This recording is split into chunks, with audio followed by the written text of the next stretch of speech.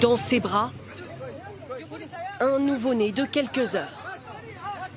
Alors que la température frôle les 0 degrés, son cordon ombilical en témoigne, il vient tout juste de naître sous les décombres. De toute sa famille qui vivait dans cet immeuble en ruine, cette petite fille est la seule survivante. Nous avons trouvé les corps des parents l'un à côté de l'autre. Nous avons entendu un bruit pendant que nous creusions. On a déblayé les cravats et on a trouvé le bébé. Il avait le cordon ombilical encore relié à sa mère. Voici cette petite miraculée au souffle paisible, filmée ce matin dans un hôpital syrien. Elle avait des bleus et des écorchures sur tout le corps. Elle a été exposée à un froid intense. L'enfant a été réchauffé. On lui a donné du calcium et une solution sucrée. Depuis hier matin, en Syrie comme en Turquie, les secouristes s'acharnent. Il y a une petite fille ici. Souvent à main nue, à l'aveugle.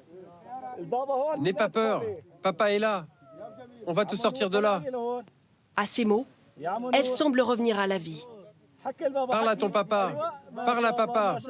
Dieu soit loué. Tu es en vie. Vas-y doucement, vas-y doucement. Parmi les milliers de victimes, beaucoup d'images d'enfants sortis vivants des décombres. Aide-moi, allez Haroun, tu es un héros. Mais au fil des heures, l'attente devient insoutenable pour les proches de disparus. J'ai dormi dans la voiture, en espérant que mes enfants soient sortis des décombres. J'ai 7 enfants en dessous. Il y a du bruit. T'as entendu? Mais en Syrie comme en Turquie, l'espoir s'amenuise. Sur les réseaux sociaux, des victimes prises au piège lancent des appels à l'aide déchirants. Quoi qu'il en coûte, venez nous sauver. On est sous les gravats. S'il vous plaît, pour l'amour de Dieu, venez nous sauver. Pour tous, un même sentiment d'impuissance, alors que les sauveteurs sont débordés. Combien de milliers de morts, de blessés, de sans-abri? Le bilan du séisme qui a donc frappé le sud-est de la Turquie et la Syrie sera sans doute l'un des plus lourds de ces 10 dernières années.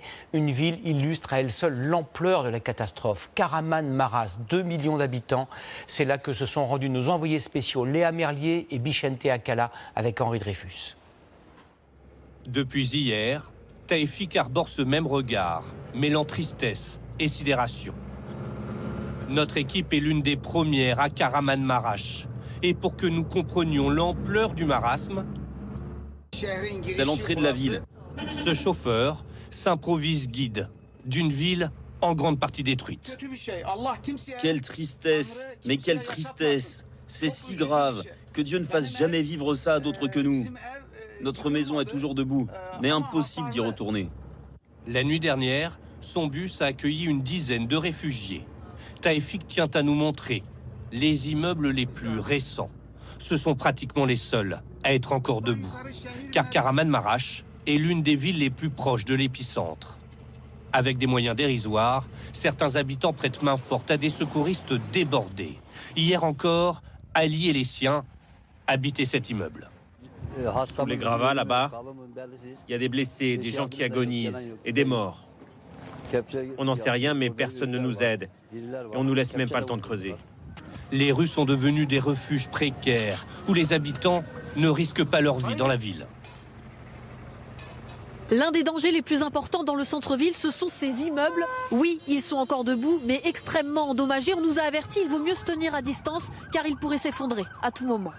Dans cette station essence, la file d'attente s'allonge d'heure en heure. Il faut patienter pour quelques litres d'essence, indispensable pour faire fonctionner les groupes électrogènes. Des bénévoles sillonnent chaque quartier. Certains distribuent des couches, d'autres des vivres. La chorba, la soupe traditionnelle turque. Cet après-midi, elle est servie par des bénévoles venus de tout le pays.